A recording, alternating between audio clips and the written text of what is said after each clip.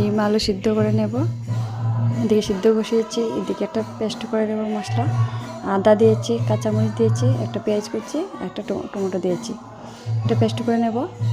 মশলাটা হয়ে গেছে। এবার আলু ডিম সিদ্ধ হয়ে গেছে, নামিয়ে নেব।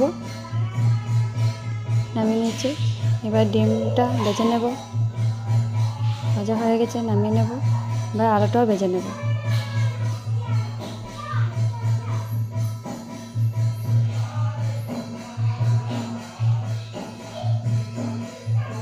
আলুটা ভাজা হয়ে গেছে, নামিয়ে নেব। এবার তেল দিয়ে একটা শুকনো মরিচ, পেঁয়াজ কুচি দিয়ে মশলাটা ঢেলে দেব। স্বাদ মতো নুন সব মশলা দিয়ে ভালো করে কষিয়ে নেব।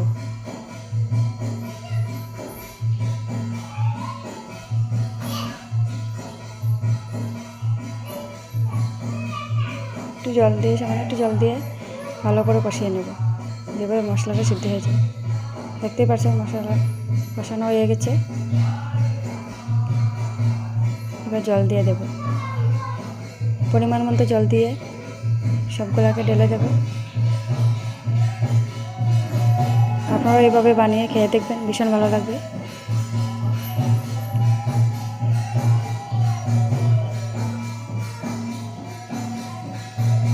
দেখতে পাচ্ছেন তরকারিটা হয়ে গেছে। আলুও ভেঙে দিয়েছি, গরম মশলাও দিয়ে দিচ্ছি।